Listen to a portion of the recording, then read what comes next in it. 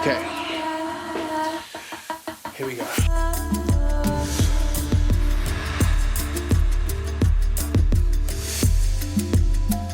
Tip number one is backing up your footage or having a lot of memory cards. I personally use a DJI Copilot and I only really have 2 or 3 memory cards, and I just keep backing up my footage as I go along. Really high risk FPV flight, I would always recommend backing up your footage. There's nothing worse than losing a drone and potentially ruining your whole shoot, and you say if you've got the best shot of your life, it wouldn't really matter if the memory card is, you know, it gets burned alive. Tip number 2 is exposure.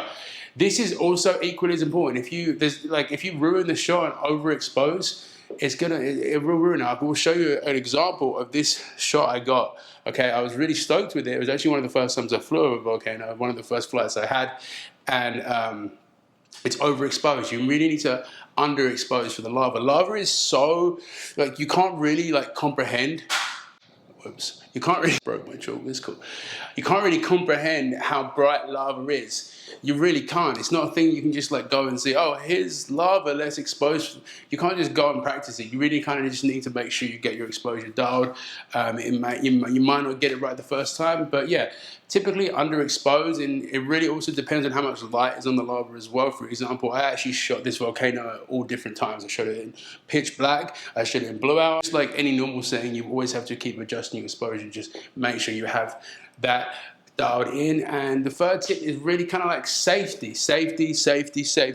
When you're flying, especially if you're flying FPV, you really want to get as close to your subject as possible. So you really want to get close to the lava as possible, but you do not want to stay in one place for too long, because obviously lava is hot, it's really hot. If you stay in one place for too long, you've got a high risk of completely ruining your drone. See FPV drone, this like a little angel flying through the skies, about to get the best shots, and coming back, the angel is coming back and delivering your footage. Right here is your drone, right? And then this is the angel, right? So it's just like a drone, and it's flying. You've got to make sure this is cool, okay?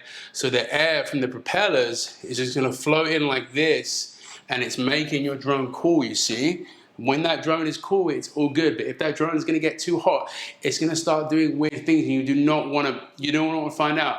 I actually flew this volcano one time. No one really flies analog anymore, but I had an analog drone as a backup. So I was flying that just to see which because I had to fly a long way. I'm going to go into this in a sec, but so I was making sure that which was going to be better. So I actually flew an analog, and something really weird happened. Literally, it was like someone was on paint and they just completely blacked out the whole screen. I literally could not see anything. It was actually kind of horrible. Just for 2 seconds, so I adjusted my position. So weird things can happen. Last thing I'm going to say as well is usually volcanoes are a very big, vast, open area. So when you're in vast, open areas, you need to make sure that you know exactly where you are. Do not get disorientated. There's nothing worse than having your goggles on and you're like, where are they? Everyone's had that. Every FPV pilot or drone pilot has had that, where you just get lost, and it can be fatal sometimes. Exactly where you are.